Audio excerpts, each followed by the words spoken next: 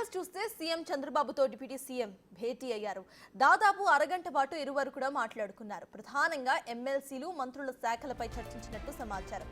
సచివాలయంలోని black 1లో CM మరియు deputy CM సమావేశం జరిగింది.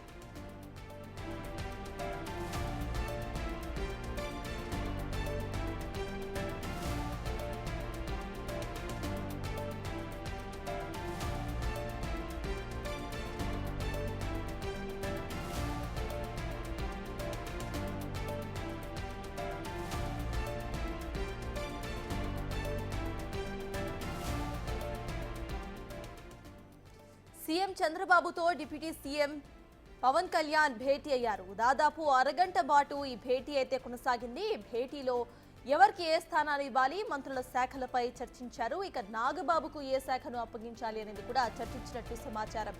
సచివాలయంలోని బ్లాక్ 1లో సీఎం, డిప్యూటీ సీఎం సమావేశం జరిగింది.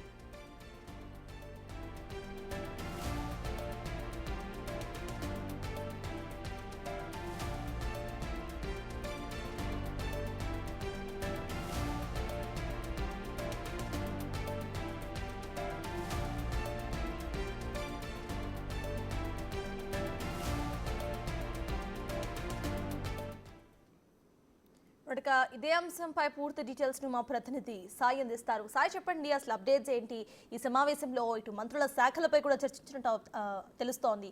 అసలు ఏమైనా మాట్లాడారా? అక్కడ దేని గురించి చర్చించారు? అప్డేట్స్ ఏంటి?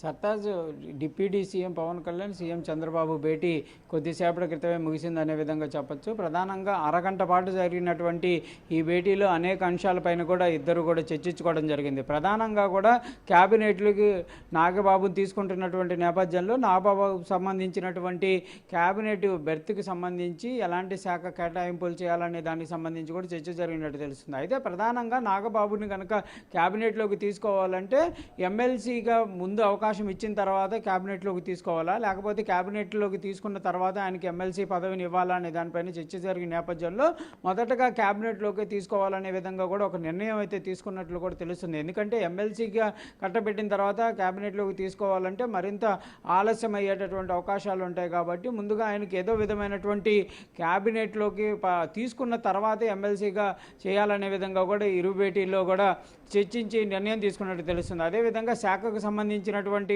సూచనలు కూడా డిప్యూటీ సీఎం పవన్ కళ్యాణ్ చంద్రబాబుకు కూడా కొన్ని సూచనలు చేసినట్టు తెలుస్తుంది. అయితే ఫైనల్గా మాత్రం చంద్రబాబు నిర్ణయమే కీలకంగా ఉండేటటువంటి అవకాశాలు ఉన్నాయి. కాబట్టి కంపల్సరీగా శాఖకు సంబంధించినటువంటి అంశాలపైన ఈ 2-3 రోజుల్లో ఒక క్లారిటీ వచ్చేటటువంటి అవకాశాలు కూడా కనిపిస్తున్నాయి. దాంతోపాటు నామినేటెడ్ పదవులకు సంబంధించినటువంటి అంశంపైన కూడా ఇద్దరి మధ్య కూడా చర్చ జరిగినట్లు తెలుస్తుంది. జనసేన పార్టీకి సంబంధించినటువంటి అంశంలో రానున్న రోజుల్లో ఇచ్చేటటువంటి నామినేటెడ్ పదవుల్లో కొంత ఎక్కువ పదవులు ఇవ్వాలనే విధంగా కూడా డిప్యూటీ సీఎం పవన్ కళ్యాణ్ కోరినట్టు తెలుస్తుంది. అయితే ఇప్పటికే అనేక కార్పొరేషన్లకు చైర్మన్ల నియామకాలు అయితే జరిగాయి, కానీ డైరెక్టర్ పదవులు ఖాళీగా ఉన్నటువంటి నేపథ్యంలో వాటిని జనసేన పార్టీకి సంబంధించినటువంటి నేతలతో భర్తీ చేసేటటువంటి అవకాశాలు కూడా కనిపిస్తున్నాయి. దాంతోపాటు ప్రస్తుతం ఉన్నటువంటి పరిస్థితులకు సంబంధించినటువంటి అంశాలపైన కూడా కొంత చర్చించినట్టు తెలుస్తుంది. ప్రధానంగా మాత్రం క్యాబినెట్లోకి నాగబాబు నిర్ణయంతో పాటు ఏవైతే నామినేటెడ్ పదవులకు సంబంధించినటువంటి అంశంపైన ఇద్దరి మధ్య కూడా కీలకమైనటువంటి చర్చ నడిచినట్లు కూడా తెలుస్తుంది. పార్టీకి సంబంధించి కూటమిలో జనసేన పార్టీకి సంబంధించి ఇప్పటికే నామినేటెడ్ పదవుల్లో అనేక పదవులు ఇచ్చారు. అయితే రానున్న రోజుల్లో కంపల్సరీగా మరికొంత కీలకమైనటువంటి పదవులతో పాటు ఎక్కువ పదవులు కూడా రావాలనే విధంగా కూడా జనసేన వర్గాల్లో కూడా కొంత డిమాండ్ వినిపిస్తున్నటువంటి నేపథ్యంలో వాటికి సంబంధించి ఆలోచన చేయాలనే విధంగా కూడా డిప్యూటీ సీఎం పవన్ కళ్యాణ్ చంద్రబాబును కూడా కోరినట్లు అయితే తెలుస్తుంది. దాంతోపాటు నాగబాబుకు సంబంధించి శాఖపరమైన అంటే క్యాబినెట్కి సంబంధించి అంశాలే కీలకంగా ఈరోజు చర్చించినట్లు కూడా క్లియర్గా తెలుస్తుంది. సర్తాజ్, అయితే సాయి, ఇటు చూస్తే గతంలో నాగబాబు గురించిన ప్రస్తావన రాగానే కూడా మొత్తం అందరూ కూడా కమెంట్స్ చేయడం స్టార్ట్ చేశారు. ఇటు ఫ్యామిలీ పాలిటిక్స్ ఏపీలో కూడా జరుగుతున్నాయి. ఆ ఫ్యామిలీ పాలిటిక్స్ని తావులేదు అంటూనే ఇటు పదవి ఇవ్వడానికి డిప్యూటీ సీఎం రెడీ అయిపోయారు అంటూ. సో వాటిపై కూడా ఈ అరగంట మీటింగ్లో ఏమైనా చర్చించినారు అని అనుకోవచ్చా మనం?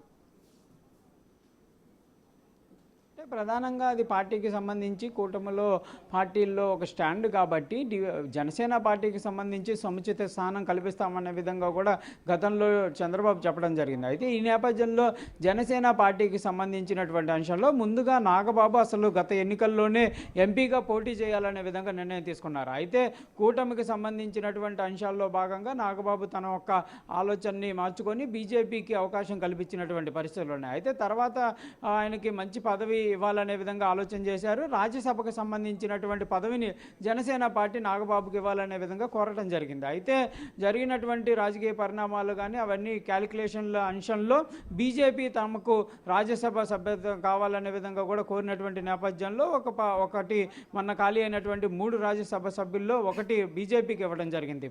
మొత్తంగా ఈ ప్రస్తుతానికైతే రాజ్యసభ కూడా లేనటువంటి నేపథ్యంలో కంపల్సరీగా నాగబాబుకు ఒక కీలకమైనటువంటి పదవి ఇవ్వాలనే విధంగా కూడా డిమాండ్ వస్తున్నటువంటి నేపథ్యంలో క్యాబినెట్లోకి తీసుకోవాలనే విధంగా కూడా సీఎం నిర్ణయం తీసుకున్నాను అనేది ఒక రకంగా కుటుంబ పార్టీలతో పాటు అన్ని రకాలుగా కూడా చర్చ మొదలైంది. ఏదైతే మీరు అన్నట్లు కుటుంబానికి సంబంధించి పదవుల అంశం కాకపోతే ఇక్కడ క్లియర్గా జనసేన పార్టీ చెప్తున్నటువంటి అంశం ఏంటంటే నాగబాబు ఈ రోజు పార్టీలో యాక్టివ్గా ఉన్నటువంటి పర్సన్ కాదు. గతం నుంచే పార్టీ కోసం పనిచేశారు, కార్యకర్తలకు అండగా నిలిచారు, కష్టకాలంలో కూడా పార్టీతో ఉన్నారు. కాబట్టి కంపల్సరీగా ఆయనకి మంచి అవకాశం ఇవ్వాలనే విధంగా అంశంలో మాత్రమే ఆయనకు అవకాశం కల్పిస్తున్నారనే విధంగా కూడా పార్టీలో కొందరు చెప్తున్నటువంటి పరిస్థితి ఉంది. అయితే బయట నుంచి విమర్శలను పట్టించుకునేటటువంటి పరిస్థితి లేదనే విధంగా కూడా కూటమి నాయకులు అయితే చెప్తున్నారు. ఎందుకంటే కూటమికి సంబంధించినటువంటి అంశంలో ఎవరైతే కీలకంగా ఉన్నారో ఆ కూటమి విజయానికి ఎవరైతే దోహదం చేశారో వాళ్ళందరికీ కూడా కంపల్సరీగా సముచిత స్థానాలు అయితే ఇవ్వాలనే విధంగా నిర్ణయం తీసుకున్నాం. కాబట్టి అందులో భాగంగానే నాగబాబుకు అవకాశం కల్పిస్తున్నారనే విధంగా కూడా కూటమి నేతలందరూ కూడా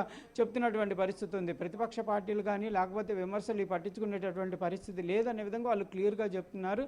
ఏదైనా ఒకవేళ డిప్యూటీ సీఎంగా పవన్ కళ్యాణ్ ఉండటం, మంత్రివర్గంలోకి నాగబాబు రావటం ఇద్దరు ఒకే కుటుంబానికి సంబంధించినటువంటి వ్యక్తులు అయినప్పటికీ వారి యొక్క ఏదైతే పని అనేది ఇద్దరు వేరువేరుగానే చేశారు. జనసేన పార్టీకి సంబంధించి ఇద్దరు కూడా కష్టపడినటువంటి పరిస్థితులు ఉన్నాయి. కూటమిలో కూడా వాళ్ళ పాత్ర కీలకంగా ఉంది. కాబట్టి కంపల్సరీగా నాగబాబుకు అవకాశం కల్పిస్తున్నట్లు కూడా చెప్తున్నటువంటి పరిస్థితి ఉంది. ఈ అంశం పైన కూడా కొంత చర్చించారు. అదేవిధంగా శాఖకు సంబంధించినటువంటి అంశాల్లో నాగబాబుకి కీలకమైనటువంటి శాఖ అయితే ఇవ్వాలనే విధంగా కూడా ఒక నిర్ణయం తీసుకున్నట్టు తెలిసింది. ఎందుకంటే ఆ ఇంపాక్ట్ కంపల్సరీగా రానున్న రోజుల్లో ప్రభుత్వానికి సంబంధించినటువంటి అంశాలతో పాటు రాజకీయపరమైనటువంటి ఎఫెక్ట్ కూడా ఉండేటటువంటి అవకాశం ఉంటుంది. కాబట్టి కంపల్సరీగా ఆయనకి కీలకమైనటువంటి బాధ్యతలతో కూడినటువంటి శాఖను ఇచ్చేటటువంటి అవకాశాలు కనిపిస్తున్నాయి. వాటికి సంబంధించి కొన్ని సూచనలు కూడా డిప్యూటీ సీఎం పవన్ కళ్యాణ్ అయితే చేసినట్లు కూడా తెలుస్తుంది. మొత్తంగా మాత్రం శాఖకు సంబంధించినటువంటి అంశాలు ఎమ్మెల్సీగా చేయాలా, ఎమ్మెల్సీ చేసిన తర్వాత ఇవ్వాలా అనే అంశం పైన కీలకంగా చర్చ జరిగింది. ఒక నిర్ణయం అయితే తీసుకున్నట్టు తెలుస్తుంది. దీనికి సంబంధించి 1-2 రోజుల్లో క్లారిటీ కూడా ఇచ్చేటటువంటి అవకాశాలు కనిపిస్తున్నాయి. Right, thank you Sai.